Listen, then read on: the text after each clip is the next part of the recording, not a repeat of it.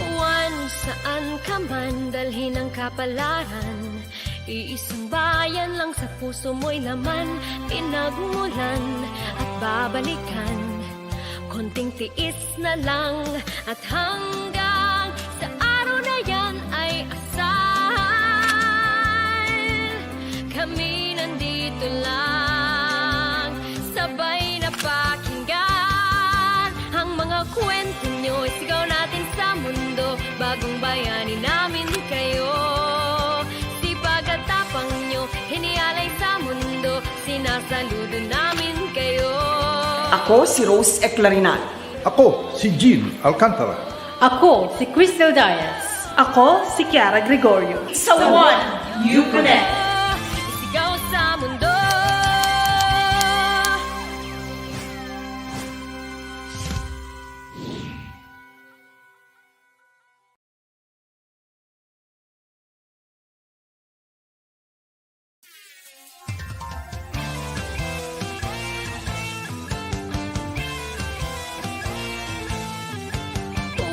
Saan ka man dalhin ang kapalaran, iisang bayan lang sa puso mo'y laman, pinagmulan at babalikan. Konting tiis na lang at hanggang sa araw na yan ay asal. Kami nandito lang, sabay na pakinggan ang mga kwento nyo. Isigaw natin sa mundo, bagong bayani namin kayo. Sipag at tapang nyo, hinialay sa mundo, sinasaludo namin kayo. Ako si Rose Eclarinal. Ako si Gene Alcantara. Ako si Crystal Dias. Ako si Chiara Gregorio. Sa Juan, you connect. Isigaw sa mundo.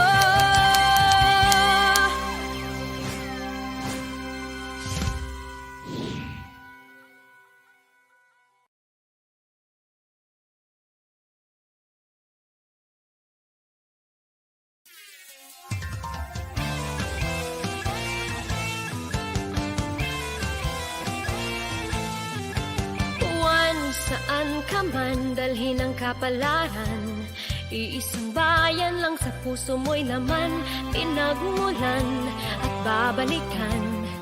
Konting tiis na lang at hanggang sa araw na yan ay asal. Kami nandito lang, sabay na pakinggan ang mga kwento nyo. Isigaw natin sa mundo, bagong bayani namin kayo. Sipag at tapang nyo, hinialay sa mundo, sinasaludo namin kayo. Ako si Rose Eclarinal. Ako si Gene Alcantara. Ako si Crystal Dias. Ako si Chiara Gregorio. Sa Juan, you connect. Isigaw sa mundo.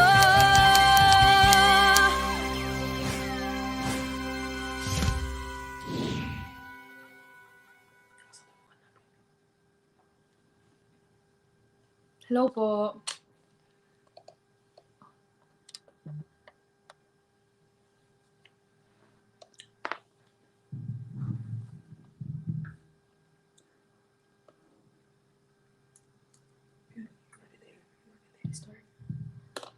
Hello, my name is Fiona Cassandra, and I'm going to be singing Anyone by Demi Lovato for you guys.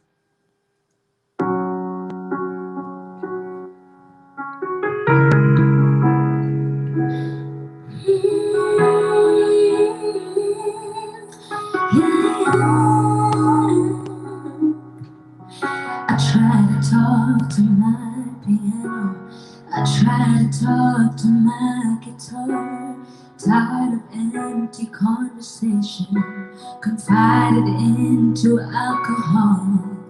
I tried and tried and tried some more. Told secrets till my voice was sore. Tired of empty conversation, 'cause no one hears me anymore. 100 million stories and 100 million songs. I feel stupid when I sing. Nobody's listening to me. Nobody's listening. Took the shooting stars, but they always get it wrong. I feel stupid when I pray. Why am I praying anyway? If nobody's listening, anyone, please send me anyone. Lord, is there anyone? I need someone. Anyone? Lord, is there anyone? Lord, is there anyone? I need someone.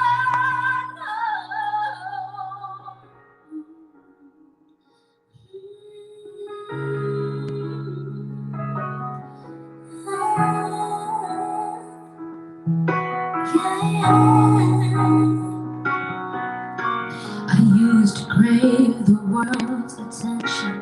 I think I cried too many times. I just need some more affection. Anything to get me by. 100 million stories and 100 million songs. I feel stupid when I sing. Nobody's listening to me. Nobody's listening. I took the shooting stars, but they always get it wrong. I feel stupid when I pray. Why am I praying anyway? If nobody's listening, anyone, please send me anyone. Lord, is there anyone? I need someone. Anyone, please send me anyone. Lord, is there anyone? I need someone. Oh, anyone.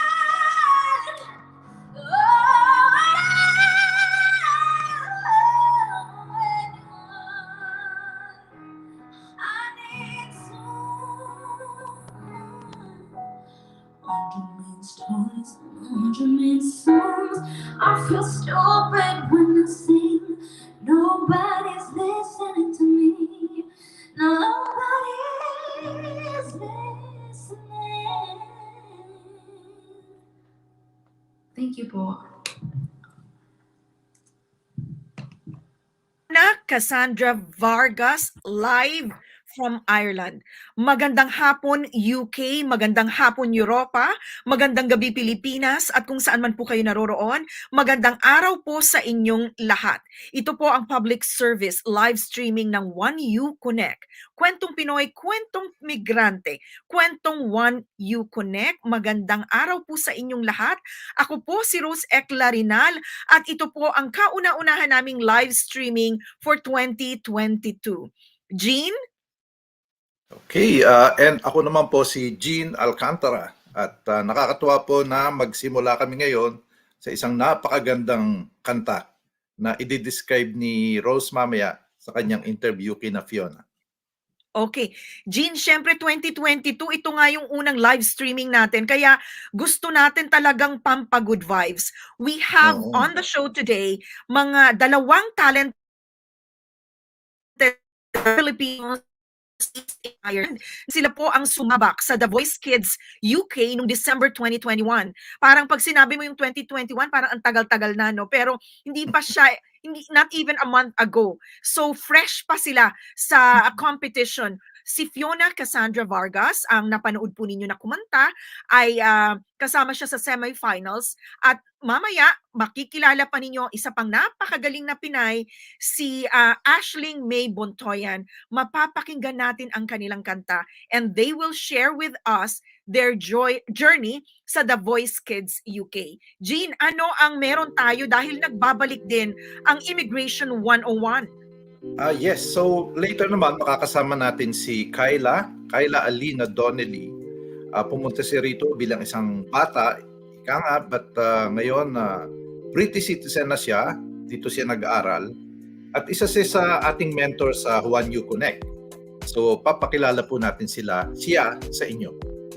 Okay. Mamaya po pag-uusapan pa namin ni Gene thoroughly yung mentorship program ng One You Connect. Si Kyla is our mentee. Mas makikilala ninyo siya at sisimulan natin yan sa pagbabahagi ng kanyang kwento dito po sa One You Connect. So without further ado, for our segment 1, we have two talented Filipinos, Irish Filipinos.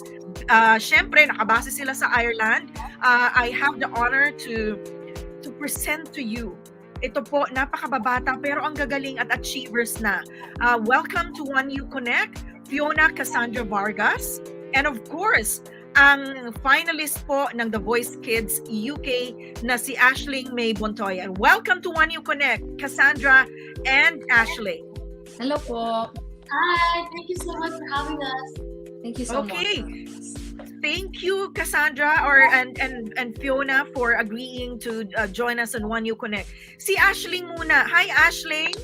Hi, how are you? Okay, tell us na muna, Aishling, what did you do with your prize sa The Voice Kids UK?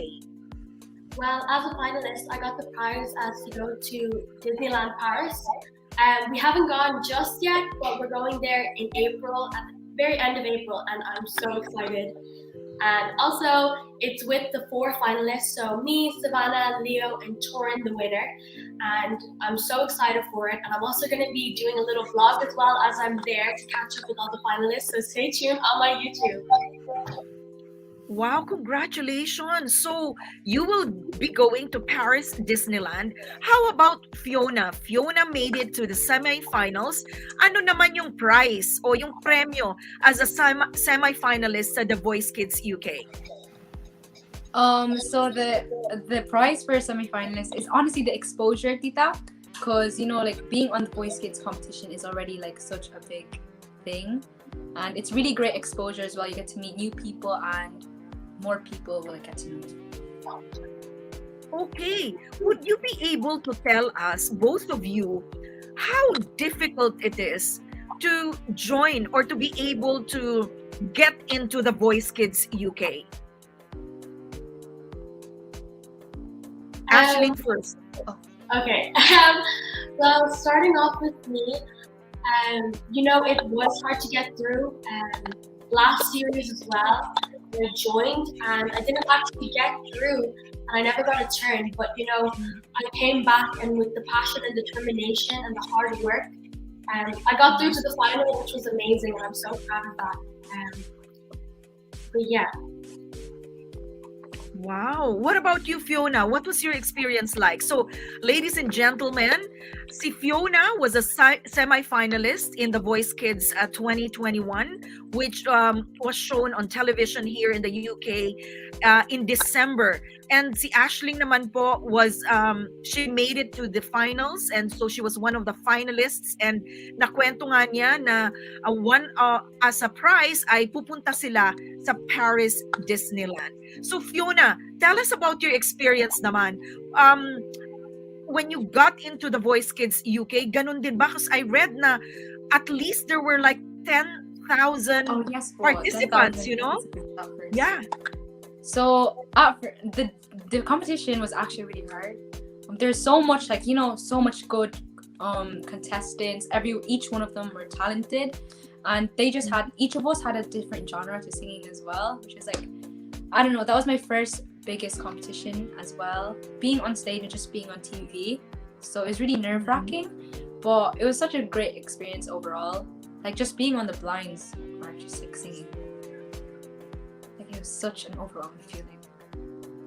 You did really well, both of you. You are making us all proud. And to think that Aishling is only 15 and Fiona, you're only 14. Both of you, wow! Ang gagaling ninyo at such a young age. You were able to make it and you were able to join a competition, a global competition at that, because I understand the Voice Kids is open to everybody. It's not just Yeah. for UK citizens or residents of the UK, right? Yeah. Even before that as well, there was two other auditions that you had to do before the blind audition. The first one was an online audition, and I think anyone from anywhere around the world can audition, which is amazing. And there's another one as well where you have to. There's another one as well where you have to go there to London and meet them up close and personal with producers. That part was definitely nerve-wracking, especially for me too, because I was so nervous. But in the end, it was so fun, and I was so glad I got to do the experience. Fiona and Aishling, what was it like being mentored by famous singers? Fiona, you were mentored by Mel C, right? And also, Aishling naman was mentored by another Danny Jones, right? Yeah, from Make Okay. Fly, yeah. I'm sorry? Danny Jones from Make Fly. Yes. So Yeah. tell us about that. Tell us about that experience for both of you. Yeah. So like honestly, just working with a coach or like a celebrity you couldn't believe it at first, knowing that Melanie C was the newest coach for the Voice Kids. She was never a coach for the Voice Kids. And just like being there with a Spice Girl, honestly, but she was honestly such a genuine person and such a nice person. She helped me a lot while performing, and just meeting everyone on my team. Like I was so grateful to like sing with anyone on my team. Each of them were just unique. And it was the way that Melanie C like picked like such a great song for our battle rounds. Like, you know, the way each of us has a different genre to singing, but each of us got to show like our uniqueness through that song. Aishling? Well, with Danny Jones, he's actually part of a band called McFly, and although he is a great coach, he also knows how to work as a team player. And you know, for this song, he really challenged us with the Black Beatles song, because half of our team didn't know the song. I didn't even know the song, but you know, he really worked with us, and he gave us such an inspiring notes to write down. But it was just amazing because he was always there pushing us to our limits, and you know, challenging us in such good ways. And I'm proud to say that he was my coach.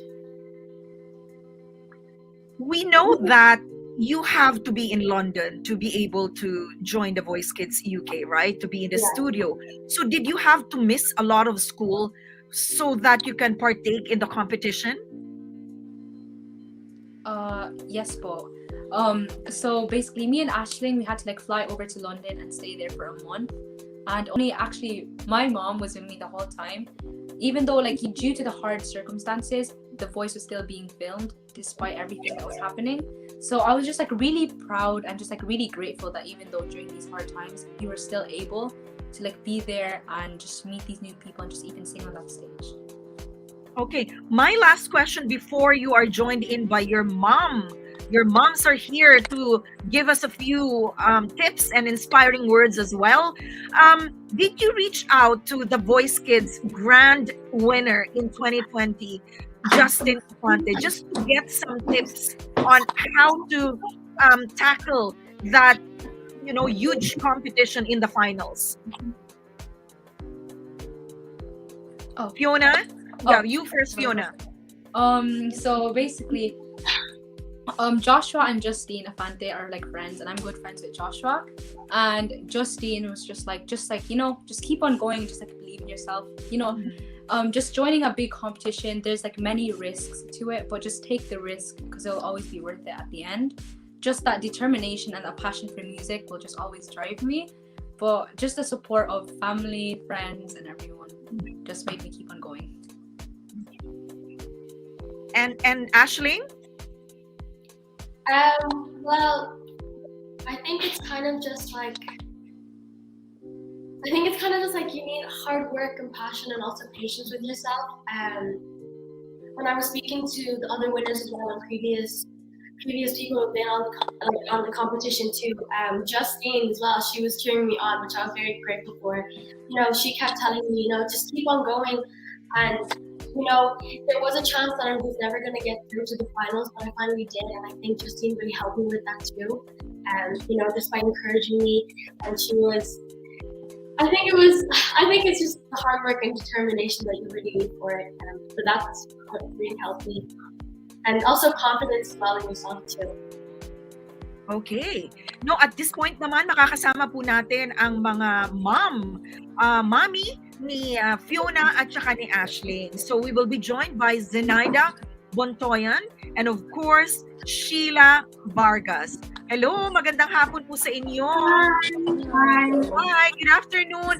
Tell us muna exactly where are you in Ireland? Fiona, nasaan kayo ngayon, Fiona? Nasa New Kildare. Bridge, County Kildare po. Okay, in Kildare. And kayo naman po, Miss Zenaida Bontoyan, Mrs. We are here in County Wicklow. Oh, I see. Okay. Maraming salamat po for joining us this afternoon. Alam nyo, kung nag-asawa ako o nagkaanak ako ng maaga, siguro meron din akong kasing laki na nila na na anak, na kasing age ni Aishling and ni Fiona. Congratulations to you both for raising such talented and napakababait na bata, you know.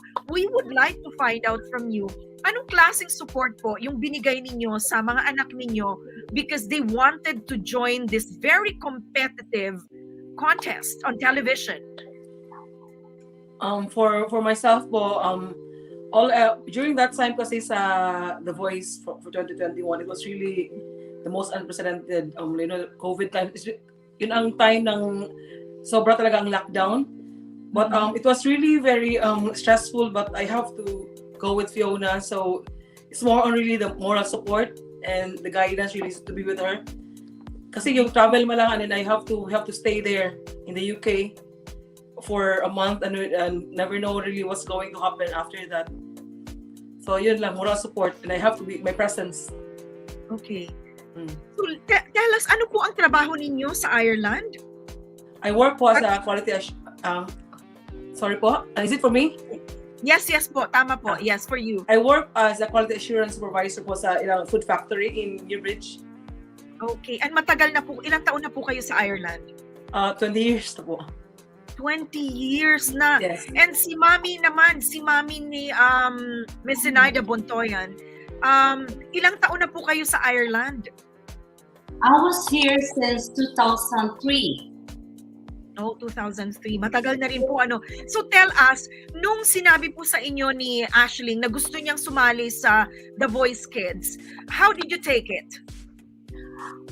I just support her, and then because that is her passion, and she loves doing it, and she loves seeing people. When she will sing, she loves seeing people happy while she was singing it. So I just support it, and as all my children, I always support as long they are happy what they're doing. Okay. Saan kaya nakuha ni Aishling yung galing niya sa pagkanta? Kayo po ba ay kumakanta din? May any member of your family na musically inclined? Aishling, since she was young, magkanta na yan siya. She's always singing, and when she started walking and talking, she's already singing. When we manood kami ng TV, mag-ano na siya, just to get our attention. Magkanta, magsayaw siya. You know, she really loved doing it, and her sister as well is singing. So, yeah, narinig niya ang sister niya kumakanta palagi. Yun, mag-perform din yung kapatid niya. So, yung kapatid niya, pag mag-practice ng singing, mag-break yung kapatid niya, kunin niya yung microphone. I said, Mom, can I have a go? So, yeah. She's Great, not only great. singing, Okay. but Sige. she also dancing. She can, Okay. yeah, she dance and Okay. sing in front of us. Okay. Mamaya po ay mapapakinggan natin yung voice naman. Live naman si Aishling nakakanta as we close this segment, no? Pero ang gusto kong malaman sa inyong dalawang mommy, because we talked about them being here in London to be able to join the competition. How did you strike a balance na they pursue their passion in singing and at the same time, they don't also neglect their studies? During that time when we were in UK around, I think I have to say that from February to March. So good, it's just a good timing dahil they are also doing the online school. So at least Fiona just missed maybe just a few days in school. So nung punta kami ng UK during that time, dala-dala namin yung mga lahat ng libro niya, mga notes that she's still studying there. We're stuck in the UK during that time. So and also I have to remind her all the time that she have to really balance. That's the main thing. So she have to study. That's the priority really, and also yung singing. Ano lang yan parang pangtanggal lang stress at the same time to also to continue her passion. Yeah. So she have to really prioritize your study. Yun ang importante. Okay. I like the way you put it, Mommy, na pangtanggal lang ng stress, pero pangtanggal ng stress na nanalo pa rin, di ba? Parang, you're trying to say is, libangan nila, also meron silang diversion because naka-lockdown nga naman, ano. What about you, what about you, Mommy? Kay Aishling naman po, ikaw ba rin ang sumama sa kanya in London? Hindi ako sumama sa kanya, yung asawa kong sumama sa kanya sa London. But sumama ako sa kanya sa audition niya. But for this audition of Aishling, we just very lucky kasi online yung may pandemic, online class niya. So pina-follow up ko lang palagi kung nag-ano siya, nag-online, nag-study ba siya or nag-drawing ba siya sa homework. So palagi akong tumatawag doon na gumagawa ba siya sa homework niya kasi it's because the priority is really a study. So she has to finish something. Even though na nag-singing competition siya, and then, paano lang din niya kasi walang activity, she has activity, she has like, when there's no pandemic kasi she has activity like dancing, singing, and sports, but walang activity. So it's really good for her, aside from studying, so nag-practice siya ng singing, so yeah, Okay. Well, thank you so much for your time. Sa inyo pong dalawa, saludo kami sa inyo for supporting your kids kasi hindi po lahat ng magulang magkakaroon ng time to be with their kids at masamahan sila dun sa mga competition, but you're doing really well, and both of you kids, you're such an inspiration. My question to Aishling and to Fiona, what was your takeaway from this competition? I know you're very young, 14 and 15 years old, pero ano yung natutunan niyo dito na dadalhin ninyo as you pursue your studies, at you pursue your dreams? Well, for me personally, my takeaway is, to always have confidence in yourself and chase what you really want to achieve. And whether it's singing or, getting a good grade in school or, getting into college, I think you should really just have the patience and the dedication and the confidence in yourself as well, to continue on and push yourself. One thing that will.i.am said to me when I was singing in the final is that I should never doubt myself, and I really took that with me, especially here. As I started growing and singing, and I feel like I've gotten more confident with it, and I'm very proud to say that I was finalist. Okay, and Fiona? So what I've learned from The Voice Kids, I've actually learned a lot in The Voice. That's like a really big stepping stone as well. Like it was like a big step in your music career, and just always just believe in yourself. Like what Aishling said, just always have like self-love and chase what you want. Because during that during the whole Voice Kids experience, I was like, oh yeah, I just sang.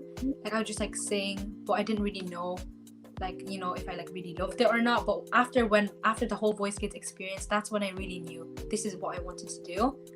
And this is the way how I express my feelings. I don't really express like how I feel through words, but singing songs just, I don't know, it just fills my heart. Okay. Well, maraming salamat sa inyong dalawa. Thank you for your time. At this point naman po ay mapapakinggan natin ang boses ni Aishling May Bontoyan na siya po ay finalist ng The Voice Kids UK 2021. So here you go. Take it away, Aishling. Thank you sa inyong dalawa. Thank you, mommies. Thank you. So the song I'm going to be singing is "Stand Up for Love," and I think it really connects with what's happening on to the world right now, and especially Philippines too, with Typhoon Odette, and also as well with coronavirus. And hopefully everyone is staying safe. And this is for you guys.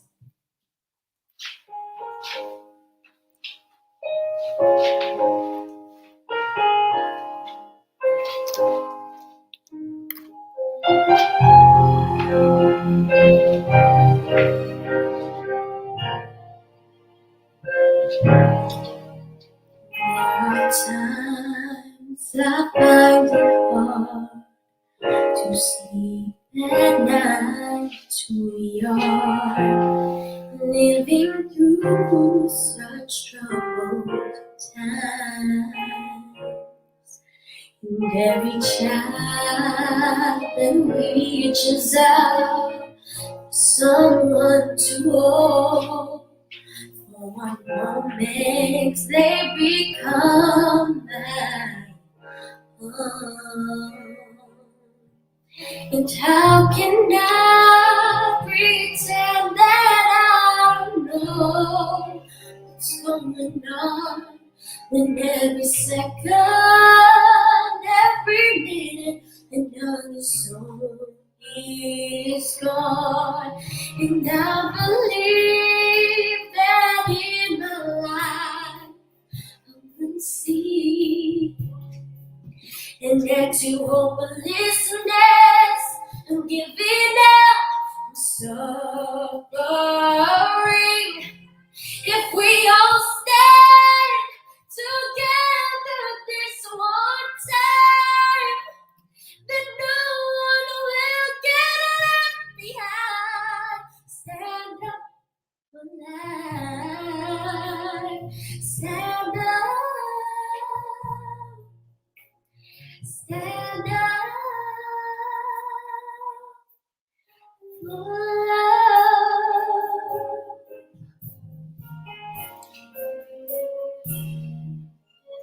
I'm inspired and hopeful each and every day.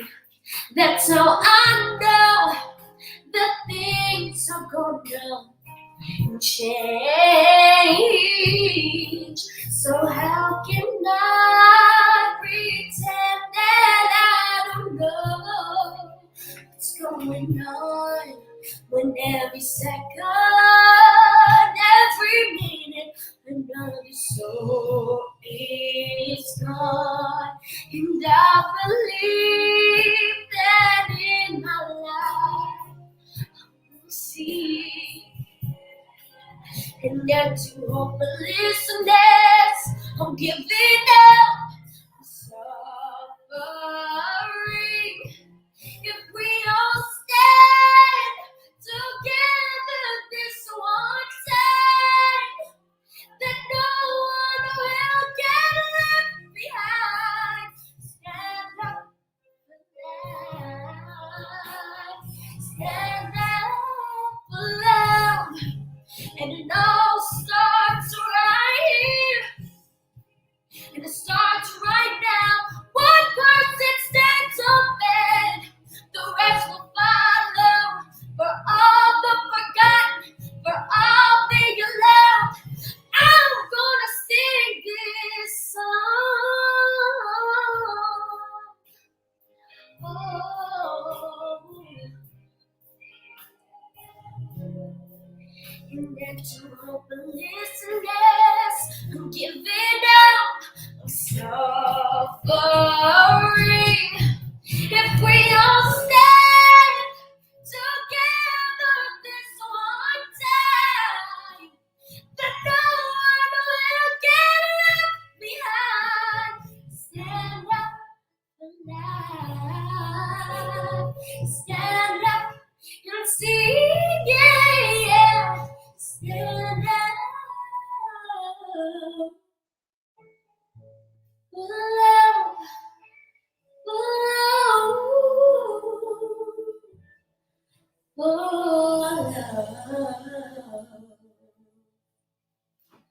Thank you.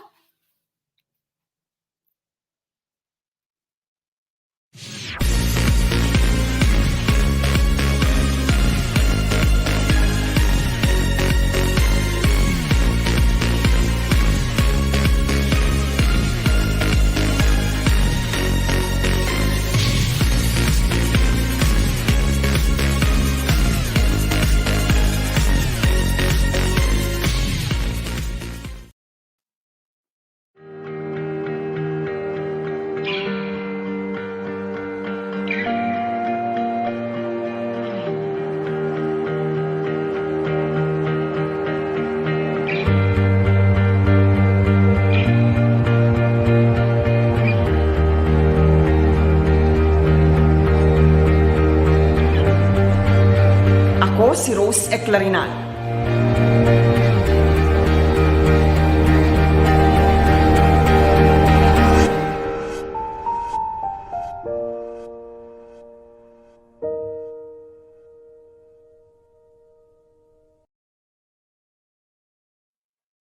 Juan, you connect. At ngayon po ay nandito na tayo sa pangalawang bahagi, which is Immigration 101. Hi, Gene! Hey Rose. Wow, sobra naman yung guests natin, ha? Ang gagaling, no? My gosh. Can you Oh, believe they're it? so young. Yes, we were talking backstage nga. Sabi ko nga, what was I doing when I was 14? Naglalaro ng piko sa Pilipinas. Oh, iba yung mga kabataan ngayon, ha? Talagang they achieve. Oo, nakaka-proud. At saka i-share ko lang din 'no, mabilis lang. Nakita ko dito sa thread kanina yung si Isa Regalado. Naku, pinanood ko sila ni Joshua. I was rooting for Joshua last year sa 2020 for the Voice Kids, kaya na-excite ako nung nakita ko siya dito. So apparently she's supporting the mommies as well of yung mga sumali this 2021. Okay. Wonderful. So oo, ang galing, Okay. no? At saka yung mga Pinoy, mga kababayan natin sa Ireland, talagang magagaling na singers at yung support ng Filipino community. So, yon, maraming salamat sa inyo. But please take note, si Aishling po, babalik pa siya mamaya. She will have another number. Kakanta pa rin siya mamaya towards the end of the program. Now, go ahead, Gene. Take it away for Immigration 101. Nagmamadali tayo kasi alam ko pressed for time yung ating guest. Go ahead. Oh, sige. Okay. So tulad nung sabi ko kanina, makakasama po natin si Kyla Alina Donnelly. Siya po yung mentee namin dito sa One You Connect. Sige, welcome po natin siya. Hey, Kyla. Hello po, Mr. Gene, Miss Rose, One You Connect team, tsaka sa mga friends ko po sa Pinas na nanonood, tsaka mga kapamilya ko po sa Pinas. Hello po. Okay. Alright, great. So, alam ko may schedule ka pa kasi. So, Kyla, gusto ko lang makilala ka ng ating mga tagapanood dahil you'll be featuring in One You Connect as our mentee. So, ang title nito is supposed to be, how you transitioned from being a student to becoming a British citizen. So, una muna, pakikwento, kailan ka dumating dito at paano ka nakarating sa UK? So first of all, me and my mom migrated here in the UK po actually 8 years ago, last Wednesday. So that was January 19 of 2014. My stepdad, who I call my dad, he sponsored us to come here. So I was actually my mom's dependent. So it all went really quick, to be honest. And then 2013 we're still in the Philippines, and then the following year we're here in the UK. Wow. Galing naman ha. So actually he obviously fell in love with your mom and and likewise your mom fell in love with him.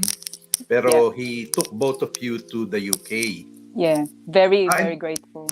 Yeah. Oh, no, that's great. But then I noticed you changed your name. You're now called Donnelly. So how did you do that? So basically, my mom is not married with my biological dad in the Philippines. So my surname was actually my mom's maiden name, which is Antenna. So for a long time in the Philippines, I've used Antenna. But when I started my schooling here in the UK, I've just used Donnelly, which is my stepdad's surname. And, I changed that legally in deed poll last year, I believe. And so I'm officially Donnelly now. Okay. Sige. So, paliwanag ko lang sa mga kababayan natin. So, pag gusto nyo magpalit ng pangalan dito sa UK, meron po silang legal process, na pipilapan nyo lang yung tinatawag na deed poll, and then pwede na po nyong iparegister, then magagamit nyo na yung bagong pangalan na gusto niyo. Yes. Although technically, a little warning lang, normally kung ano yung birth name nyo, yun ang ilalagay nila sa Filipino passport.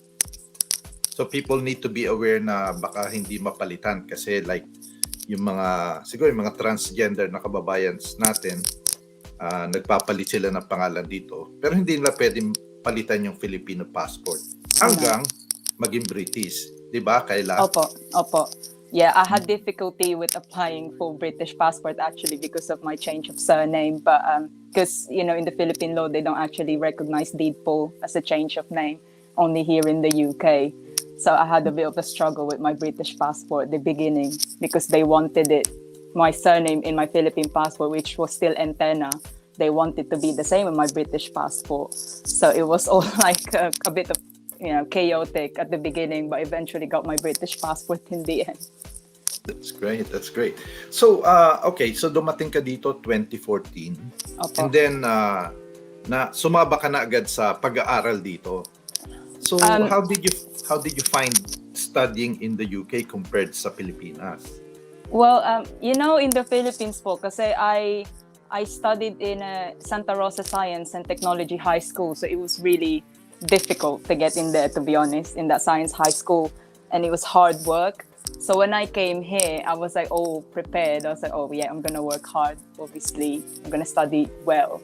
And then I didn't actually go to school here until after 6 months. So June is when I started my schooling here in the UK at Pent Valley. But before that, I had like a bit of a stumble along the way because I took the test at the grammar school, but I unfortunately failed. So then I ended up at Pent Valley, but then I told myself that, well, I wanted to go at the grammar school because I think I deserve to be there, and I ended up going there for sixth form because I got the GCSEs needed to study there in the end. Wow. Oo, kasi alam ko grammar school parang mga pang-exclusive daw yata yan di ba? Yeah, it was a girls' school, so it was really difficult, the exam. I see. But I know na napatunayan mo na kaya mo talaga kasi alam ko top of the class ka, top 10 ba or higher? For my GCSE, I got the highest grade for, in my cohort. In my sixth form, I got ABB. It's not the highest grade, but it was enough to get into university. So at the moment, I'm studying law in my third year. So I'm graduating this year. And last year, I finished top 8 out of 418 students in my cohort, which we're really proud of as a family. Oh, wow, wonderful. So palagay mo, was that, I know siyempre you're naturally intelligent, no? But do you think yung pag-aaral mo sa Pilipinas, yung school mo, nakatulong din sa'yo dito?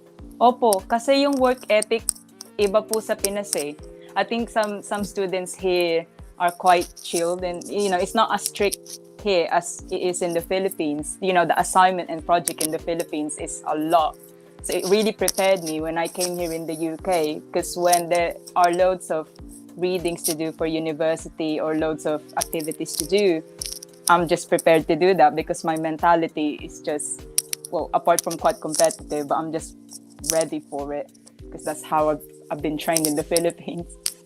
Oh, wow. So kung sakaling may mga bata na yung mga minors na dadalhin dito ng mga magulang nila, anong masasabi mo sa kanila? I mean, there's no shortcut to success, I guess. You know, at the beginning, you obviously have to adapt. You know, me and my mom came here. We didn't have anyone. We only had my dad's family. We didn't have any friends here. I didn't have any friends here. You know, I left my grandparents there in the Philippines, all my friends there. So I had to start from scratch. But, you know, madedevelop naman po yung confidence. You just have to put yourself out there, and all the opportunities that come your way, especially mga students, just grab it when you can and don't let go of it. Kasi hindi naman yung pupunta sa harap mo kung hindi ka capable. So, yeah, that's my advice for you. So that's the lawyerly advice from Kyla. Okay, so, I mean, siyempre British ka na, no? So, do you feel na you belong to this country now? Opo, I think, you know, when you're a migrant here, you sometimes feel you have to prove yourself why you deserve to be here. I don't know, maybe that's just me, but that's how I felt at the beginning. But now that I'm like British citizen, you know, I've realized, no, actually, I don't have anything to prove. You know, I've worked hard to where I am now in terms of studying, in terms of work. You know, like Attorney Crystal's probably watching, but she helped me a lot in getting work experience in law. But all these things, you know, I think I deserve that because apart from hard work, you also have to have supportive friends and family around you so you could achieve your goals here. Wow. But having said all that, importante pa rin ba sa'yo yung pagiging Filipina mo? Opo, sobra. Like I still talk to my Filipino friends. They're so supportive of me. Every time I post something on Facebook about my achievements, they're just hyping me up. They're just posting everything. Pati po yung mga family ko sa Pinas and in the US, for example, they're just so supportive. Even my mom's close friends, they're just so supportive of me. And also, you know, like be proud of your roots. I never forget where I came from. Kasi I'm so proud that, you know, we came from the Philippines. We didn't have anything before, and now that we're here, you know, I think we learned to appreciate our blessings more because we didn't have anything before. Pero wag kang makakalimot kung saan ka, you know, where you came from in the end.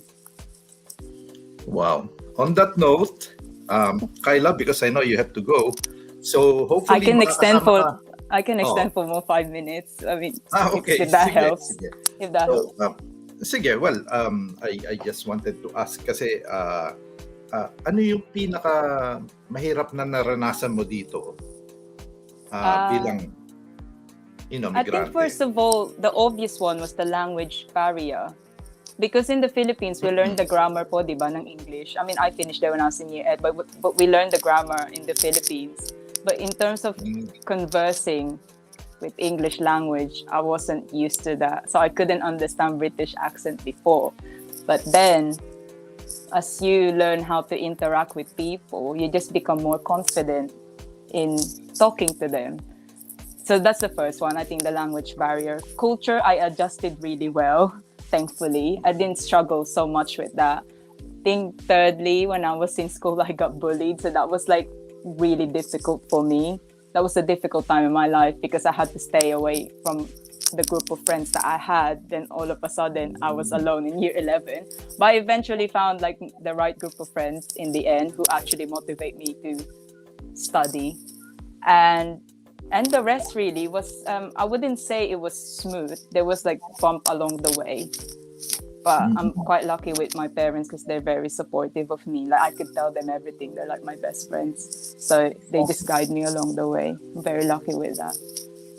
Oh, that's great, no? Kasi hopefully you'll be a lawyer soon, ha? Kasi Okay, and would you share with us ano yung pinaka-highlight ng life mo dito so far? I think when I first studied, when I started studying law, I suppose, because recently I got an award for the highest mark in one of my modules, and I consider myself as not naturally intelligent. Masipag lang po talaga ako mag-aral, pero I'm not naturally intelligent. So when I got that award and I got to invite my family and my boyfriend as well, and they were watching me then, get my certificate. That was like, I think the highlight of my time here so far, because, I just never really imagined myself getting those awards, but there you go. It's a bonus that I got it. And also the social life, being the captain of the badminton team, that was a great responsibility, but it was also fun. That's one of the highlights when I get to play with my team as well. I see. Okay, so actually what that tells me is that you're saying, you just came from an ordinary background, but when you were brought here by your parents, you were able to compete with the local Brits, and in fact you topped you achieved awards, no? So sa palagay mo, you're really ano bang tawag diyan? Were you really meant talagang nandito yung future mo?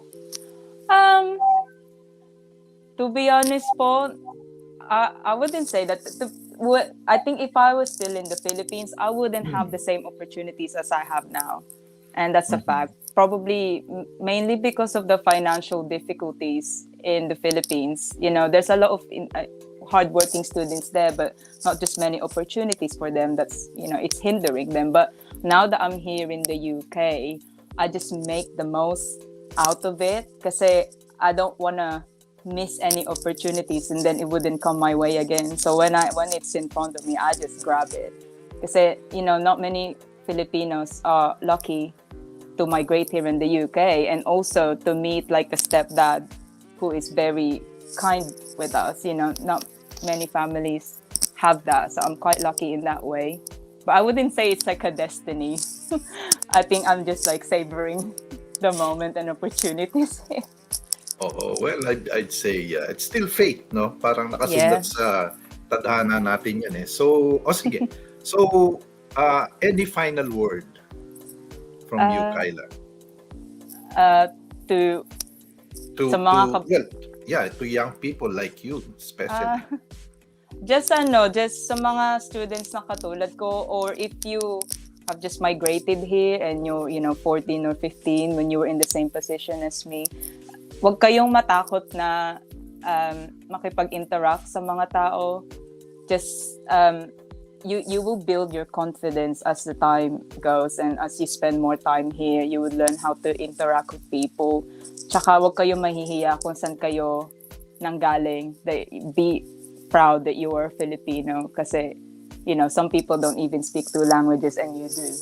So be proud of that, and just work hard. Don't let anyone distract you, and as long as you're happy and you're proud of what you're doing, then that's all that matters. Wonderful. Okay, Kyla, maraming salamat sa pag-join mo ngayon, and hopefully we'll talk again soon. Yeah, hopefully see you soon po. Thank you, Juan, you connect. Okay, thank you. Bye-bye. Thank you po. Bye-bye.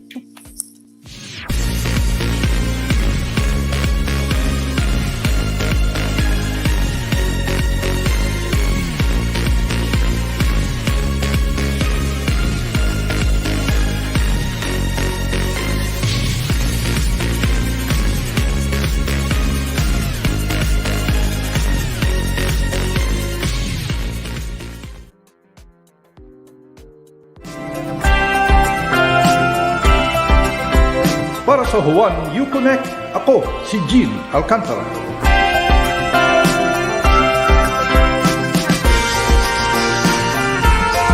I'm Crystal Dias for Juan, you connect.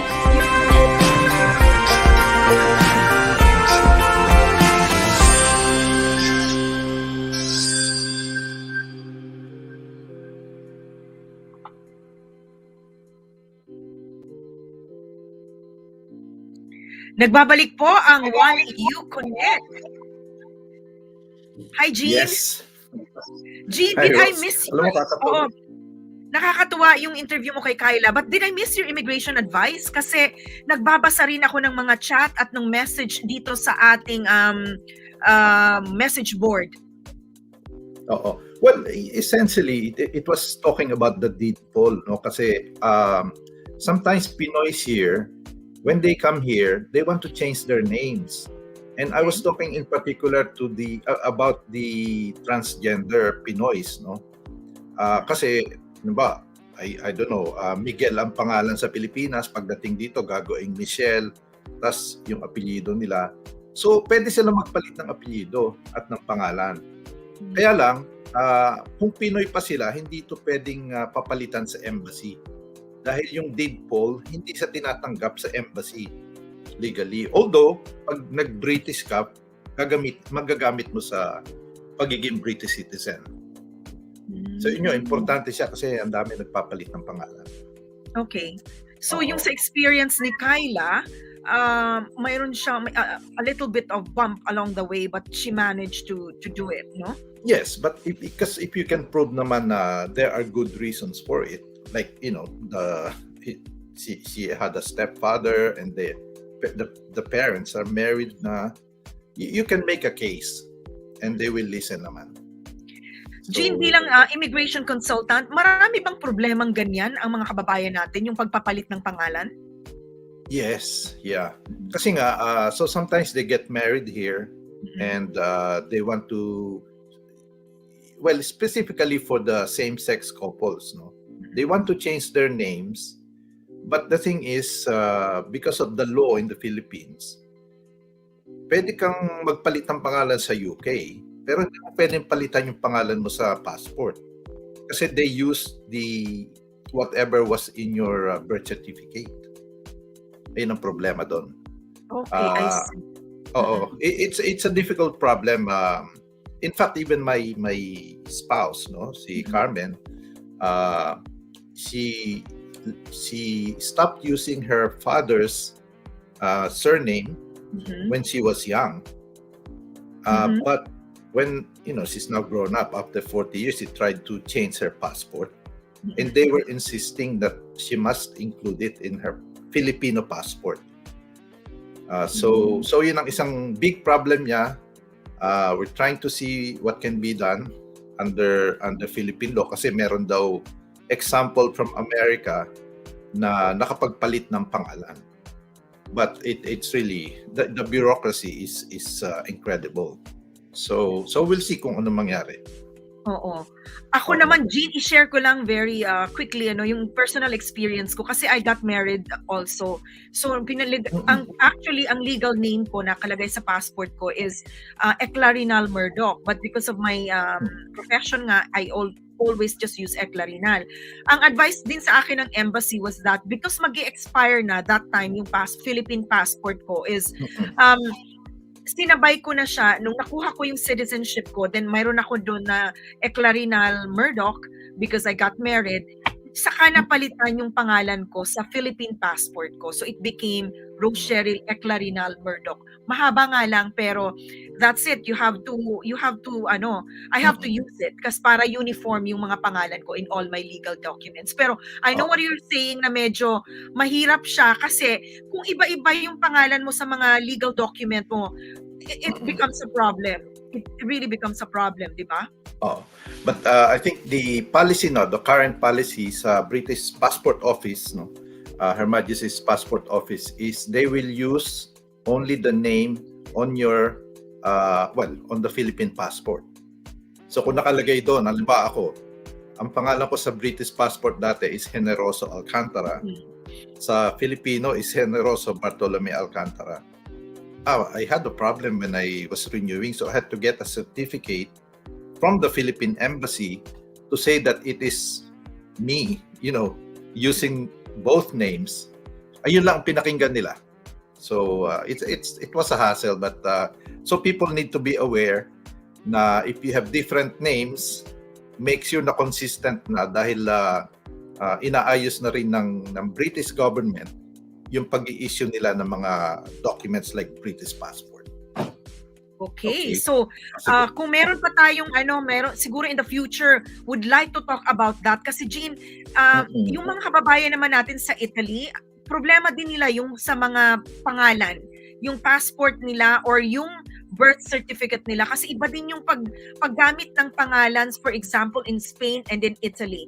I know Yeah. we did a story on that dito sa Italy at saka sa Spain. Maybe we will allot another segment on names another time. Oo. O sige, meantime, let me just remind pala our kababayans here, this is not strictly immigration, but an important deadline for Filipinos based in the UK. If you are self-employed, kailangan po kayong mag-declare na ng inyong tax return. Yung tinatawag na self-assessment. Ang deadline po niyan ay 31 January 2022. So kung kayo po ay self-employed, kailangan po niyong i-file ang inyong tax return dahil kung hindi, baka po ma-fine kayo at kung lumampas ng 3 buwan, meron pong penalty na £900. So, huwag po kayong magpalampas ng deadline. Alam ko dahil sa pandemya, sinasabi nila na pwedeng extend hanggang February, end of February. Pero mas maganda, kung ready na rin lang po ngayon, pasok na agad yung deadline. Okay? Kung kailangan po nyo ng advice, pwede rin po tayong magtumulong dyan. Okay. Gene, babatiin ko lang yung mga kasama natin dito mula pa kanina. Mula sa ating associate producer na nagmo-monitor ng comments. Sabi niya, please shout out naman dito sa ating masugid na taga-subaybay. Jay, where is it? Nasaan po ito? Si Relly Assistio.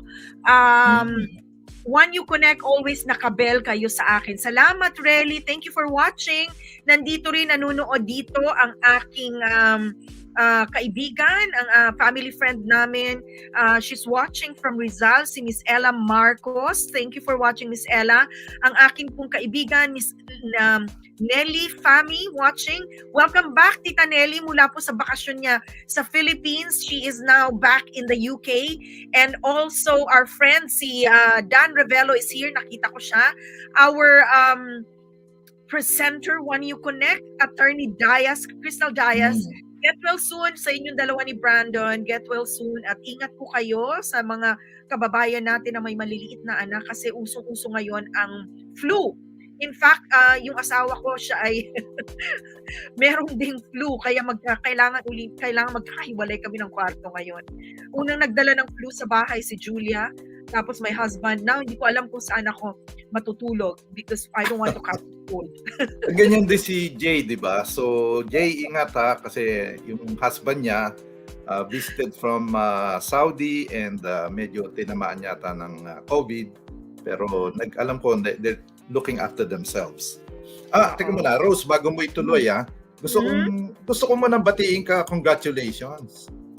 Kasi alam ko na na-promote ka recently as the new Bureau Chief of Europe, Middle East, and Africa. Isang malaking job, so congratulations. And everyone, please help me to congratulate Rose. Maraming salamat, Diba? Gidra.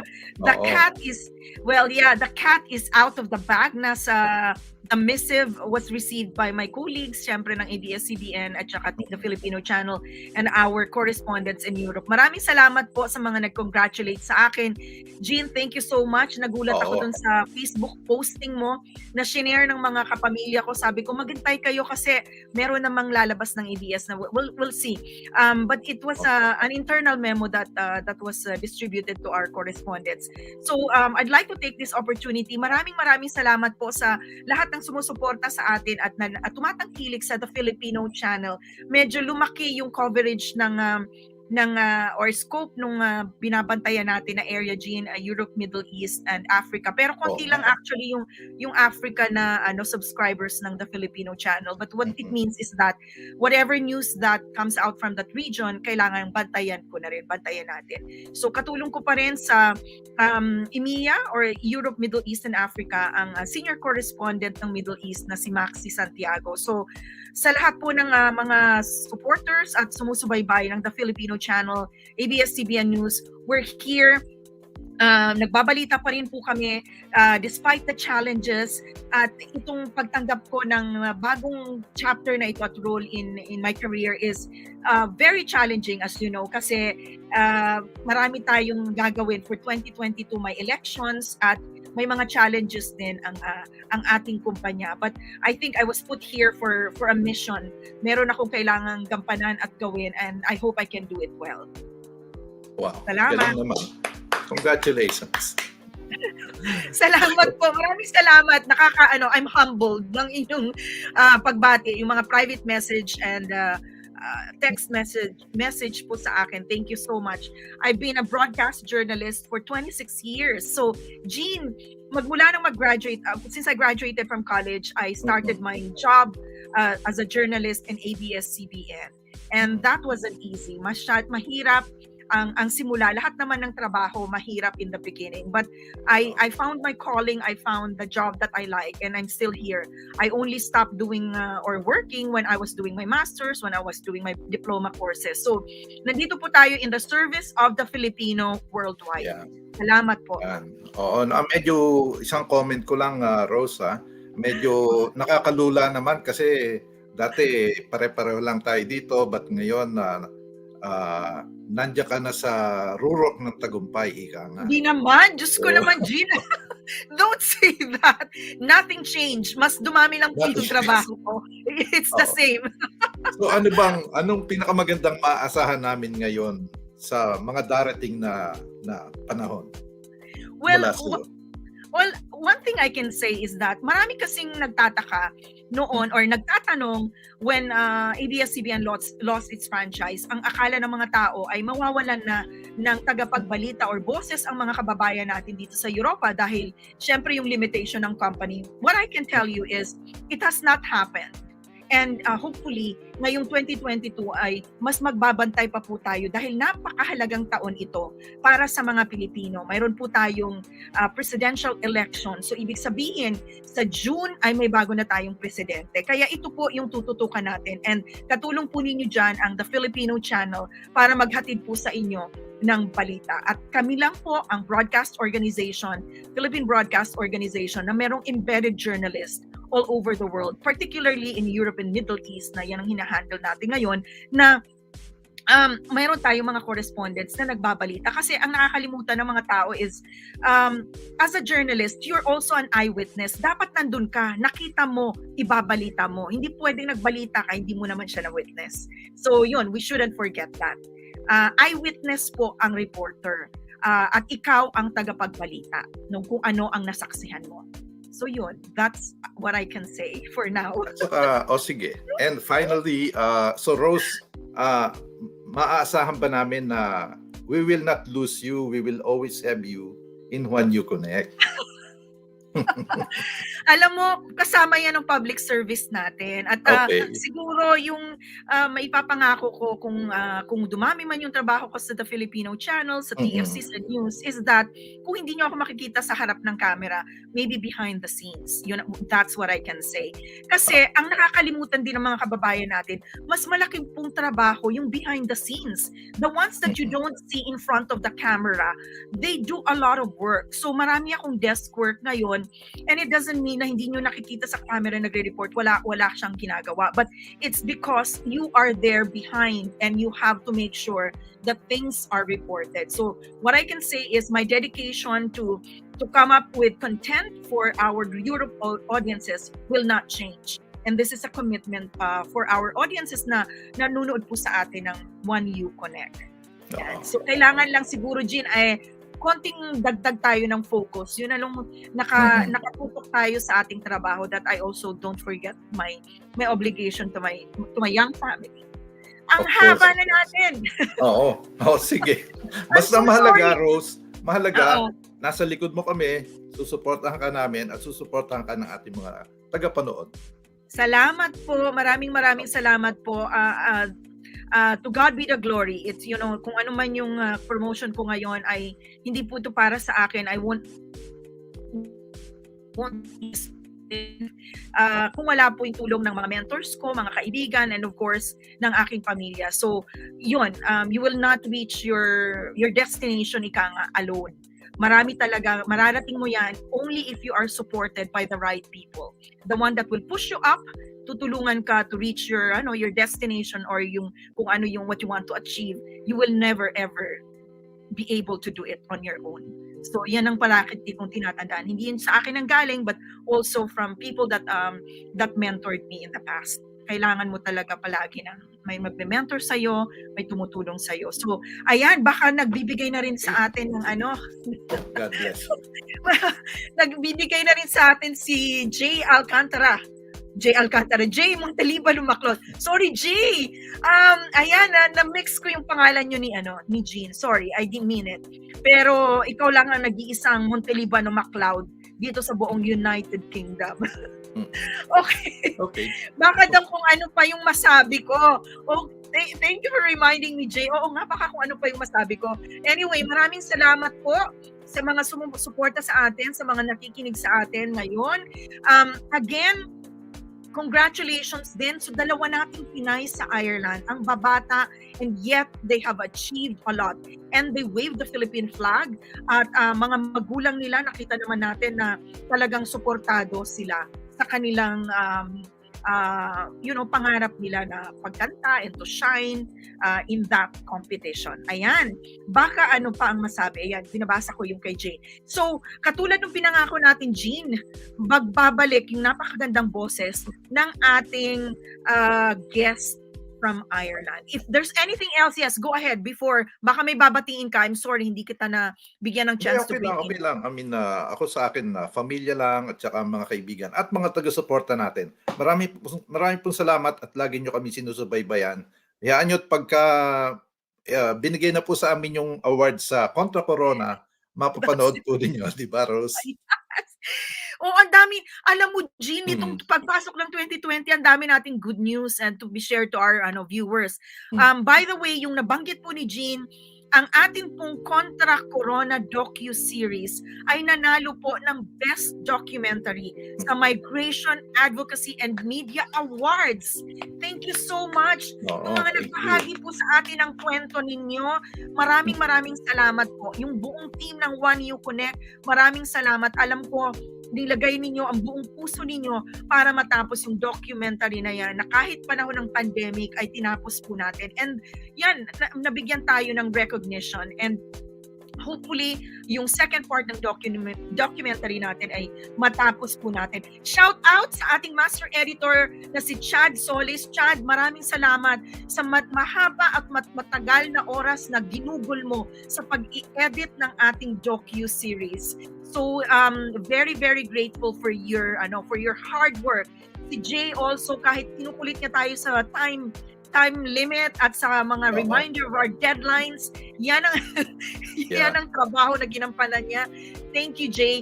At bago ko makalimutan, lumabas dito sa ating dito sa messages, my friend Vanda Marie Machon Brady, siya po ang nag-connect sa atin para sa ating dalawang guest ngayon na taga-Ireland. And also, Gene, shout out ko na rin si Vanda Marie Brady, ang magiging pong correspondent ng The Filipino Channel sa Ireland. Kung may mga storya po kayo about our Filipinos there, mga achievement, kung ano man yung problema na gusto po ninyong iparating sa atin, please contact Vanda Marie Machon Brady. Nandiyan po siya sa Facebook ninyo, and then siya po ang magiging mata at tagapagbalita natin sa Ireland. Wonderful. And paki-shoutout din kay Sunny Fernandez. Siya po ang, ewan ko, napansin po nyo, nag-i-interpret siya sa mga sinasabi ng mga guests natin.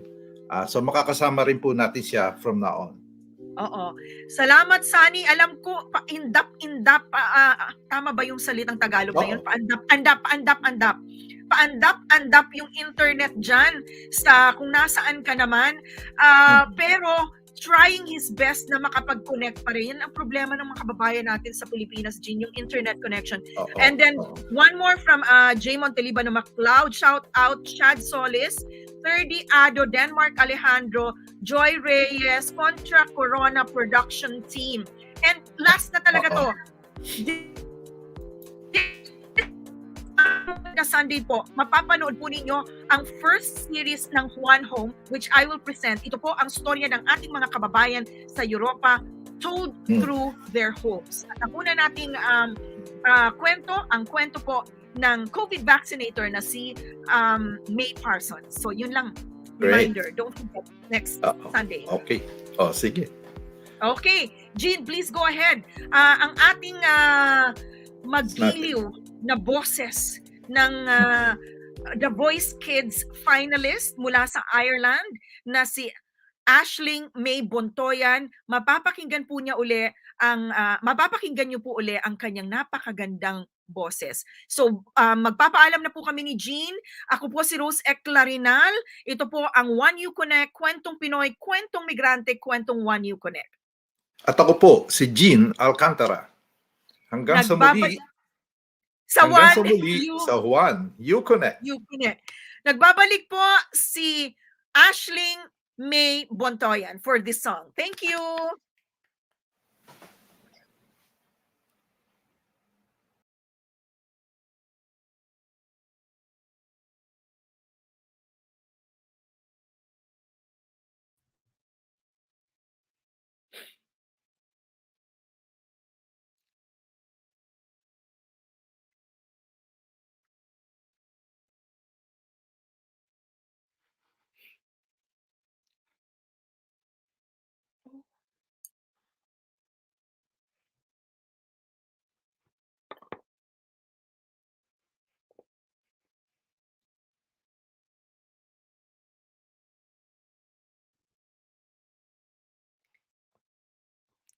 Okay, meron yatang technical problem si Miss Aishling May Bontoyan.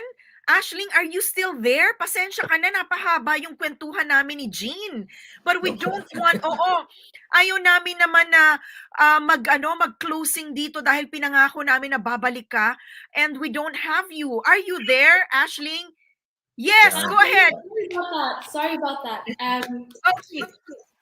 Kakantahin po niya ang Love You in the Dark ni Adele. So please go ahead, Aishling May Bontoyan, for One You Connect. Thank you. Before I start singing, I'd just like to say congratulations to Tita Rose and also saying thank you so much, Tita Rose and all the One You Connect for this platform, to talk about my experience on The Voice Kids and also to inspire people as well. Hopefully I'll be able to achieve my dreams, and thank you so much for everyone who's been watching, and I'm very proud to say that I've been on here, so thank you so much.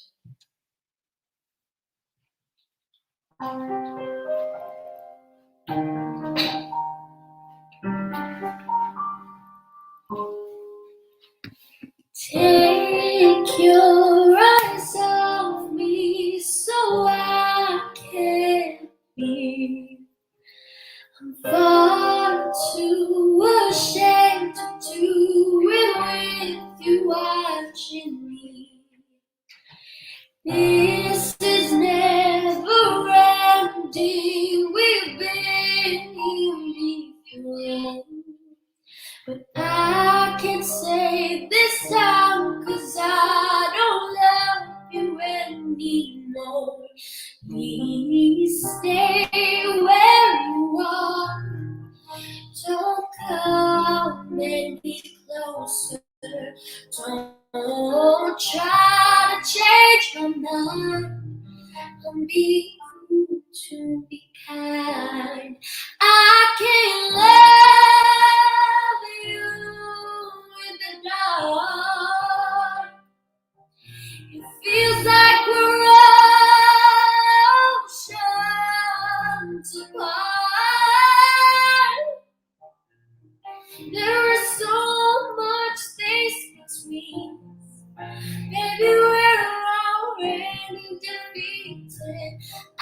can love you in the dark.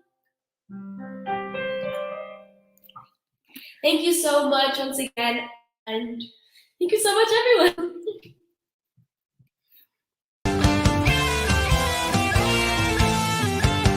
Juan, saan ka man dalhin ang kapalaran, iisang bayan lang sa puso mo'y laman, pinagmulan at babalikan, konting tiis na lang at hanggang sa araw na yan ay asahan.